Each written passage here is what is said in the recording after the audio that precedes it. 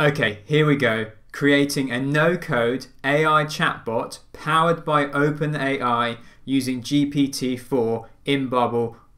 Let's build it. We have a blank slate. Here is every step you're going to need. Just a quick note up front. One is that GPT-4 is currently only accessible to beta users. So you can follow this tutorial and use GPT 3.5 Turbo and it's going to work just as well. Or at least the API calls will work as well. Of course, GPT-4 promises much better text generation. Anyway, here is my blank canvas in Bubble. In fact, I am starting this with a new Bubble app altogether. First of all, I'm going to put in a multi-line drop down and style my page into a column, align it center, put a bit of padding up top, and then I'm going to add in a button because remember we are making an AI chatbot, so we need somewhere to put a message, and then just say send message from my button.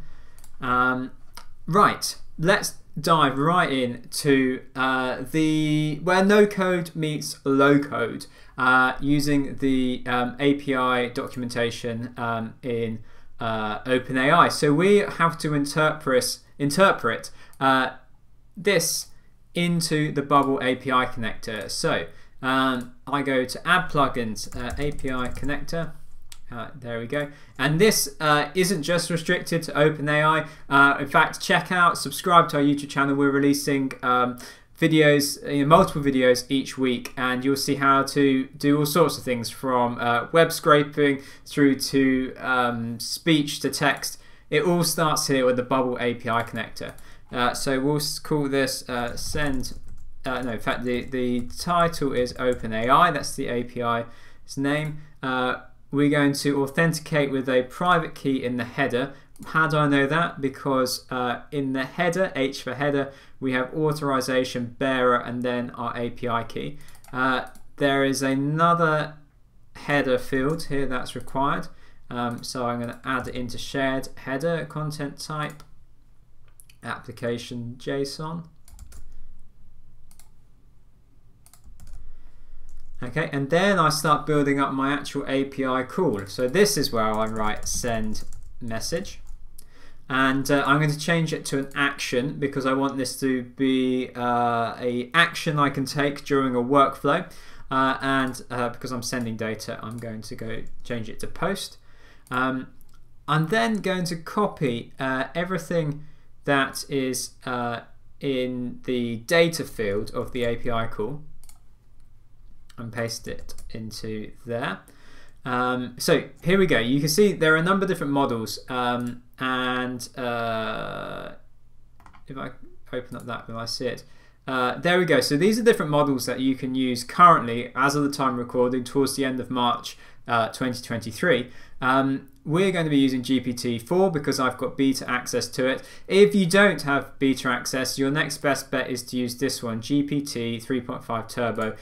That's basically the one that was powering ChatGPT and everyone justifiably got so excited about.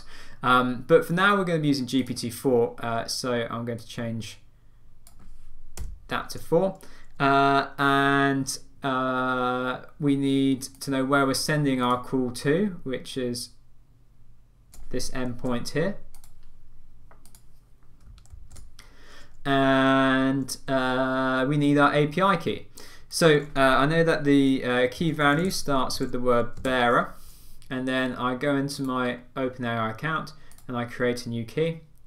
I'm going to copy that, and this key will be deleted by the time this video is published. Paste it in. Let's just see what happens if I send hello. Let's try. Okay, I've got a response, and the response from OpenAI is hello, how can I help you today? So there we go, quite a standard opening to a chat. So I'm going to click save, and then let's get that working on our page here. So this is going to be enter your message here, and how do I connect the API connector API that I've just set up to the UI that I've created on this page. So I go Start Edit Workflow, and then because I made an action and I've initialized the call and it's been successful, I get it here, OpenAI send message. You'll see that that corresponds to the labels here, OpenAI send message. So I send the message, and in this case, and we're going to expand upon this, I'm going to start off simple, so I just get it working with sending one message at a time and getting one response back. But I will in this video be covering how to get the conversation going. One of the magic things about the about GPT is the ability to have that conversation. That OpenAI GPT is aware of messages that have been sent previously, and it knows, it bears those in mind when it composes the replies. It's aware of the conversation's history. But for now, we'll keep it simple because I'll put the multi-line input into there. And then I need a way of displaying it. So I will create a repeating group. Change this to a column, give it a little bit of spacing up top. I'm going to create a data type called message, because I'm going to store every reply I get back from OpenAI as a message within my database. So I shall call this text. No, that's I'll just call this content to make it more clear, because it's of type text. So when my button is clicked, I send anything in my text box to OpenAI, and then Bubble's going to get a response, and I want to save that response. So I create a new thing, and I create a message, and then in the content I get the result of step 1. And just because I've been working a lot with the OpenAI API in the last few weeks, I know that I go into choices. And it's termed as choices because you can send with your initial API request the option of OpenAI returning more than one option as a reply. Because we haven't stipulated that, we are saying send us back one reply. So it's the first item and then message content. And then to display that, I would say messages, do a search for messages, and then I'm going to arrange them in reverse date order. Sort by date descending, so that the latest one appears at the top.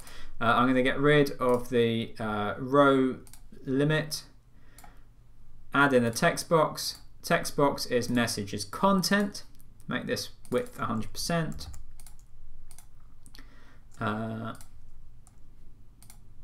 Then to get this just a bit more nicely styled, get rid of the min height there. In fact, I'll put some padding in around the text. Let's go for 16. Okay, we should be able to test that.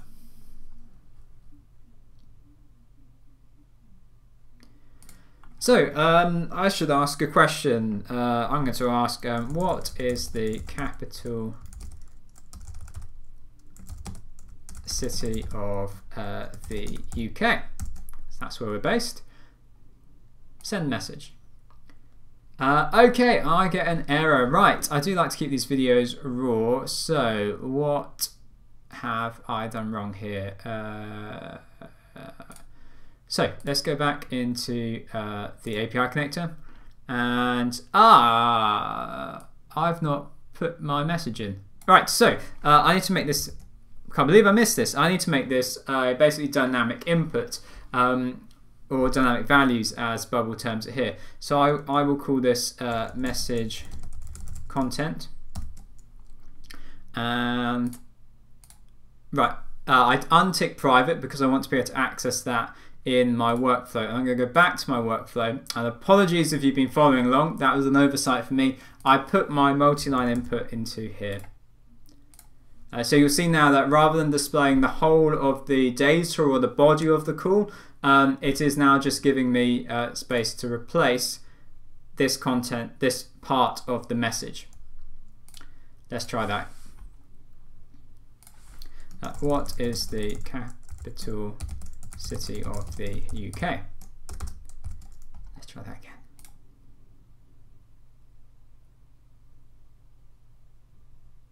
The capital city of the United Kingdom is London. Perfect. It's correct. Amazing. Now, what I wanted to ask a follow-up question. Well, if I was to remove the content of the box here and send another question, I would get an intelligent answer back from OpenAI, but it's not going to be aware of the previous points of the conversation. So this is moving on to the second part of this video. So if I look into the documentation,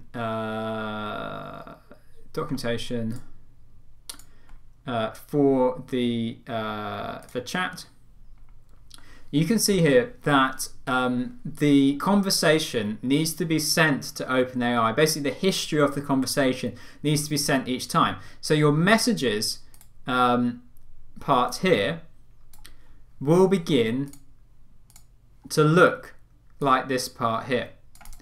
So how do we do that in Bubble? Well, there's a way, and I'm going to show you. So instead of the dynamic content being there, I'm going to make it all of this becomes dynamic. So, and I call this messages instead. And then I need a way of building up the correct JSON syntax so I don't get any errors. And the way I'm going to do that is by adding in a few extra steps. If I clear that out, I shall create a message because I need the history. I need a record of what I send and what I get back. So before I send the message, I'm going to make a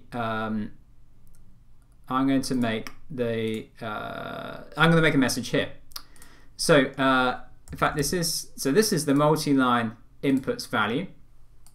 I'm then going to create a JSON version of it. And so this has to follow the formatting of here. So it is everything expressed in a row like this. So I'm going to copy that row, paste it in. And then the actual text part is going to be the same as what is input into a multi-line input. And this is where my earlier video on ChatGPT, something that I missed, I've recorded a follow-up video to it, but the thing I missed was to make it JSON safe. And that means that if there are any special characters or punctuation that could result in a JSON syntax error, Bubble escapes those characters. It means putting a backslash in front of the punctuation so that it's not confused as being part of the code.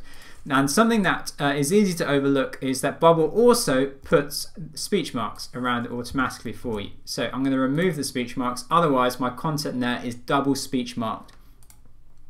I then send my messages, and this needs to now be a list of all of my messages. So I can go with do a search for messages, and then the order of these is going to be the created date with the oldest one first, so descending is no. And if I look at the correct syntax here, it needs to end in a curly bracket, and they're joined together with a comma. So I say add in the JSON expression for each one, join with comma and a space. Okay. I then need to create a new message with the reply from OpenAI, and so I say content equals result of step 2, choices, first item, message content. I then need to create a JSON equivalent to it, and while I'm thinking of that, I just need to go through and change this to user it's really worth experimenting with these different parameters here because is there an example on this page, or is it better the example here? The fact that there are 3 different types. You can have system, user, and assistant. For the point of this video, I'm just going to be using user and assistant because it gets it working. But I'd really experiment with using system and putting that as the first request because it sets the tone, it sets an identity for OpenAI to reply. So in this case, it is you are a helpful assistant. You could say you are an SEO copywriter. You know, there are people have got so creative over the last few weeks with just what you can do with it. So that's the user, and then this one is the assistant. So I paste in my line of JSON, and I know that it is the assistant. And then the content is exactly what I'm saving up the top. So this is like my human readable value, and then this is my my JSON version. So I go choices, first item, message content. And I think on this one too, and this might come back to bite me, I need to make this JSON safe as well. Because OpenAI could return with special characters. Bubble will intelligently unescape them. I don't know if that's the correct term, but Bubble will format stuff back from OpenAI, but I need to make that formatting safe again when I send it in a follow-up message. So our workflow here creates a message, that's my user input. It then sends that to OpenAI along with any historical messages, and it creates a new message as a reply. So that should mean that this is quite a lean approach because each time I send it, OpenAI is getting the history. Now let's test it out. I've got a nasty feeling I've missed stuff, but I do like doing these longer videos, and I like to show when things don't work because that's all part of the process. So in actual fact, so as not to cause any confusion, I'm going to delete that first message. Right. So let's go for what is the capital city of the UK? Send message. Okay, so there's my user's input, and we're just waiting for OpenAI to send back the assistant's reply, and there we go. Right, so now let's check to see if it really is content history aware of the conversation. I'm going to say, can you recommend an itinerary for a day trip there? Okay, so I'm not referring to London again. Will it be aware of the history of the conversation? So we see the loading bar going across.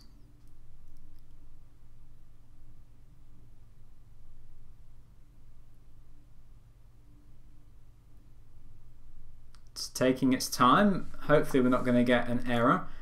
Maybe OpenAI is returning quite a large chunk of text, but we'll see. I'm also aware of the fact that Bubble can time out with responses to GPT-4 because GPT-4 can take such a long time to reply. I'm really hoping that this will work. Otherwise, I'll revert it back to GPT 3.5 Turbo, or I'll try a shorter message. I'm getting the feeling that, oh, here we go. That was so close. But we see, you know, I have lived in London. I can testify that Buckingham Palace, Westminster Abbey, all of these locations are indeed in London. So that's why it took so long, because they've actually given us like a, there we go, like an hour by hour, including times, including locations, all different things to do in London. Now there's one thing that I will add to clean this up, is that when the user submits a message, I'm going to reset the inputs, and then I'm going to focus on the input. So that means that the cursor is going to go back to an empty field. So let's delete all our messages. and we'll try that again. In fact, even better, just from a user experience perspective, I say on page load, set focus to the multi-line input, and then if I refresh the page, my cursor is there automatically blinking away. So let's go different. Let's say what is the capital of France? Send message. The capital of France is Paris, and then I'll say name me 3 things I can eat there. So by putting in 3, I'm hoping that it's going to limit it to quite a short response, so we won't have to wait so long.